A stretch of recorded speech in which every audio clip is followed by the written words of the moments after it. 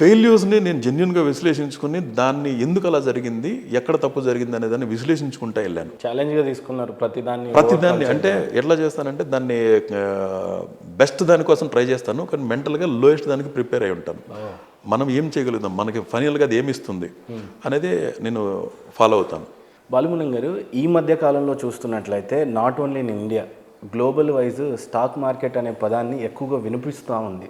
గతంలో stock market అంటే అదేదో భూతంలాగా, తెలియని పదార్థంగా, అదేదో పెద్ద ఇంటెలెక్చువల్స్ చేసేటువంటి సబ్జెక్ట్ లాగా కనిపించింది. రత్నాలు ఎన్నో ఉంటాయి, కానీ నాణ్యమైన రత్నం అతి తక్కువ ధరకే లభించే ఏకైక సంస్థ 6JVR. సౌత్ ఇండియాలోనే ద బెస్ట్ 6JVR. ఈ మధ్యకాలంలో చూస్తే క్రోడ్స్ ఆఫ్ అమౌంట్స్ సంపాదిస్తున్నటువంటి క్రియేటర్స్ కూడా, ఉదాహరణకి ఐ థింక్ ఆయన అన్వేష్ కూడా ఈ మధ్య కాలంలో కొంత చెప్పారు, ప్రతి పేదవాడికి డబ్బులు బాగా క్రోర్స్లో సంపాదించడానికి ఒకే ఒక ఆప్షన్ ఉన్నది స్టాక్ మార్కెటే అమ్మ, ఖచ్చితంగా దాని గురించి తెలుసుకోండి అని అన్నాడు.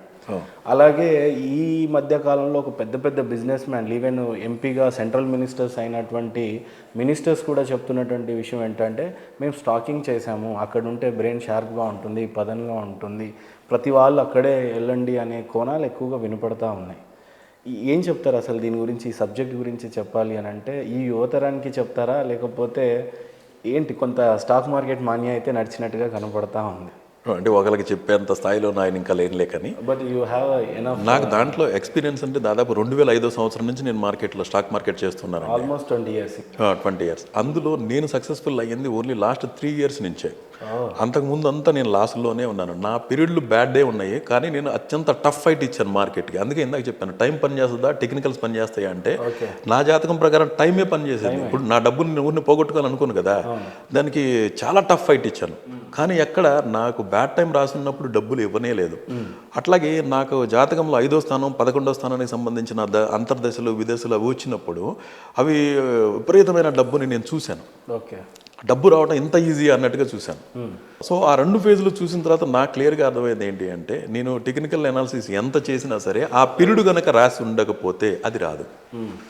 రాసి ఉన్నది ఎంత రాసి ఉంటే అంతే అదుగుతుంది అది. సో పీరియడ్ను బట్టే ఉంటుంది తప్ప ఇక్కడ ఎవరు ఇంత గొప్పలని ఇక్కడే ఇద్దరే ఉంటారు, ఒకళ్ళు అదృష్టవంతుడు ఒకడు దురదృష్టవంతుడే తప్ప ఎవడు టాలెంటెడ్ గాను అనేది ఉండదు.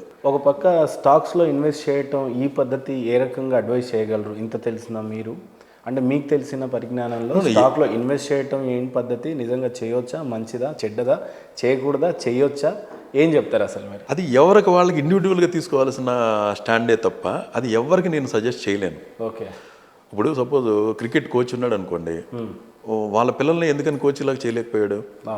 ఐఏఎస్లు ఉంటారు, వాళ్ళ పిల్లల్ని ఎందుకని ఐఏఎస్ చేయలేకపోయారు? బిజినెస్ పర్సన్ వాళ్ళ కొడుకుని ఎందుకని సక్సెస్ఫుల్ బిజినెస్ మ్యాన్ చేయలేరు? అది వ్యక్తిగతంగా వాళ్ళకి ఉండాలి, బై చాయిస్ ఉండాలి. అంతేగాని మీరు ఫోర్స్ఫుల్గా ఒకళ్ళకి ఇది చేయలేరు.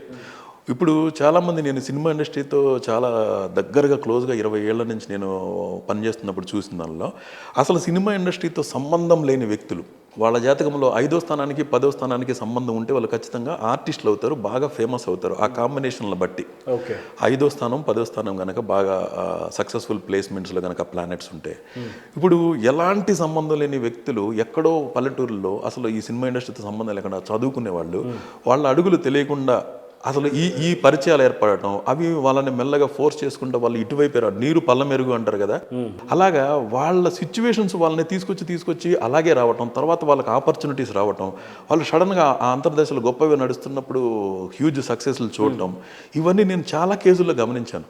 అంటే అక్కడ డెస్టినీ వాళ్ళని నడిపించిన విధానము వాళ్ళ జాతకంలో ఏది రాసిందో దాన్ని బట్టి నడిచింది అని అర్థమైనప్పుడు, సో మీరు డెస్టైన్డ్ అయితేనే అది జరుగుతుంది. ఇప్పుడు ఒకసారి ఒక టాపిక్ వచ్చింది, ఒకసారి అజయ్ దేవగన్ మేము ఇద్దరం కూర్చున్నప్పుడు మాట్లాడుకుంటున్నప్పుడు ఆయన ఏదో ఒక షార్ట్ చేసి వచ్చారు. ఆయన ఆ యాక్టింగ్ ఇప్పుడు ఊరిని అదంతా చాలా ఫైట్లు ఇట్లా యాక్షన్ చేస్తూ ఉంటారు కదా, ఫైట్లో ఉన్నప్పుడు ఎక్స్ప్రెషన్స్ ఇస్తూ ఉంటారు కదా, అది రియల్గా కొట్టుకోరు కదా, అది దగ్గర నుంచి మనం పక్క నుంచి చూస్తున్న తర్వాత ఆ షార్ట్ గ్యాప్లో ఇద్దరం కూర్చొని, అజయ్జీ ఇప్పుడు మీకు బాడీ గార్డ్ ఉన్నాడు, ఈ మాత్రం ఊరికనే యాక్షన్ ఇట్లా చేసేస్తే ఇంత డబ్బులు వస్తాయి అనుకుంటే, వీడికి మాత్రం యాక్టింగ్ వైపు వెళ్ళాలని కాదు, ఎంతసేపటికి బాడీని ఎట్లా బిల్డ్ చేయాలి, మనం ఆ వృత్తిలో ఎంత పర్ఫెక్ట్గా ఉండాలని చూస్తాడేంటి, యాక్టింగ్ వైపు ఎందుకని వెళ్ళాడు? అవును కదా. అట్లాగే డ్రైవర్ ఉన్నాడు, ఆ 25 సంవత్సరాల నుంచి అతనే డ్రైవర్గా ఉన్నాడు కదా. ఇక్కడ అజయ్ దేవగన్ గారి కన్నా కష్టపడేది ఈయన్నే పాపం. వీళ్ళే ఇప్పుడు అంటే ఇంత logic అంటే కదా అది? అంటే మీరు చేసే ఒక తేలిక రకమైన ఒక పని ఏదైతే ఉందో, మామూలు మనం అనుకుంటప్పుడు నా దృష్టిలో కష్టమైన పని అంటే రాళ్ళు కొట్టడము, ఇప్పుడు కూలికి వెళ్ళి చేస్తుంటారు కదా, వాళ్ళు ఎంత శ్రమ పడుతూ ఉంటారు. అది చూస్తే అది చాలా హార్డ్ వర్క్ అని మనం అనుకుంటాం కదా. అది చూసిన వ్యక్తికి వాళ్ళకి రోజుకి ఒక 1000 రూపాయలు వస్తాయి.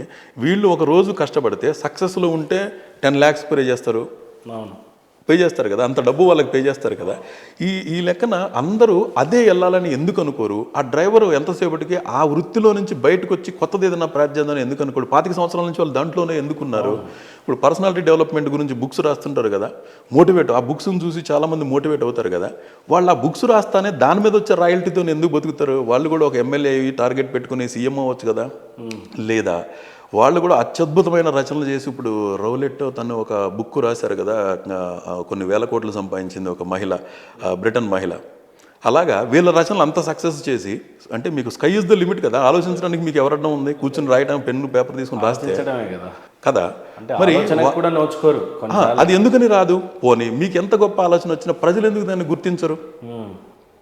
ప్రజలు దాన్ని గుర్తించి బ్రహ్మరథం ఎందుకని పట్టట్లేదు? మీకు ఎందుకు అంత అవార్డులు, డబ్బు ఎందుకని రావట్లేదు? మీకు ఎంత రాసి ఉంటే ప్రజలు కూడా దాన్ని అంతే తీసుకోబడతారు. అంటే అంతే ప్రాప్తం, అంతే ప్రాప్తం. అంటే మీ ఎవరైనా ఇప్పుడు ఒక ఆర్టిస్ట్కి అంత డబ్బులు పే చేస్తున్నామంటే వాళ్ళ యాక్టింగ్ చేసే స్కిల్కి కాదు. స్టాక్ మార్కెట్లో time value plus intrinsic value అని ఉంటుంది. అంటే వీళ్ళ అదృష్టానికి డబ్బులు పే చేస్తారు. ఇప్పుడు పలానా ఆర్టిస్ట్కి, ఒక హీరోయిన్కి 10 crores పే చేస్తారన్నారు అనుకోండి, ఆమె యాక్టింగ్కి మాత్రమే అంత పే చేస్తున్నారా? ఆమె సినిమా కంటిన్యూస్గా 4 సినిమాలు ఫ్లాప్ అయినాయి అనుకోండి, రెమ్యునరేషన్ తగ్గించేస్తారు. ఇంకో 4 సినిమాలు ఫ్లాప్ అయితే అసలు తీసుకోరు. అంటే ఇక్కడ యాక్టింగ్కి ఇస్తున్నారా డబ్బులు? టైమింగ్కి ఇస్తున్నారు, మీ టైమింగ్కి పే చేస్తున్నారు. అట్లాగే ఒక ఇప్పుడు సక్సెస్ అంటే ఆయన గుడ్ టైంలో ఉన్నప్పుడు ఏదైనా సాధ్యమే, బ్యాడ్ టైం అయినప్పుడు 8వ పోతే 9వ అవకాశమే రాదు. మరి ఇప్పుడు టాలెంటే పనిచేస్తుంది అనుకుంటే, ఇప్పుడు అవధానం చేసే ప్రక్రియ ఉంది కదా, అసలు దానికి ఎంత మేధస్సు కావాలి? అవధానం చేసే వాళ్ళకంత ధారణ ఉండాలి. అలా ఎట్ ఏ టైం వాళ్ళు 100 పాయింట్లు ఆలోచించాలి కదా. వాళ్ళ సంపాదన ఎంత ఉంది? ఒక మామూలుగా ఒక డిగ్రీ ఫెయిల్ అయ్యిండో, 10th ఫెయిల్ అయ్యిండో కూడా రియల్ ఎస్టేట్లో బ్రోకర్గా ఉండే వాళ్ళు ఉంటారు కదా, సపోజ్ వాళ్ళ సంపాదన ఎలా ఉంటుంది? సో మీ తెలివితేటలకే సంపాదనకి ఏమైనా సంబంధం ఉందా? మరి వాళ్ళు ఎందుకని అన్ని 100 కోట్లు సంపాదించలేకపోవచ్చు? ఇప్పుడు మీకు బిజినెస్కి అడ్వైజర్లు ఉంటారు, ఎవరు బిజినెస్ అడ్వైస్ చేసే గురూస్ ఉంటారు కదా, బిజినెస్ అడ్వైజర్స్. వాళ్ళు బిజినెస్ పెట్టి ఎందుకు సంపాదించలేదు? మీ గురువుగా ఎందుకున్నాడు? కరెక్టే, బిజినెస్ అనాలిసిస్ ఆయనే బిజినెస్ పెట్టకు సార్, మీకు బిజినెస్ కన్సల్టెంట్ అంటారు కదా. అంటే నాకు తెలియదు, నువ్వేదో చెప్తావు, మరి నువ్వే చేసుకుని సంపాదించవచ్చు కదా. ఎందుకని వాళ్ళు అడ్వైజర్గానే ఉన్నారు? కరెక్టే కదా.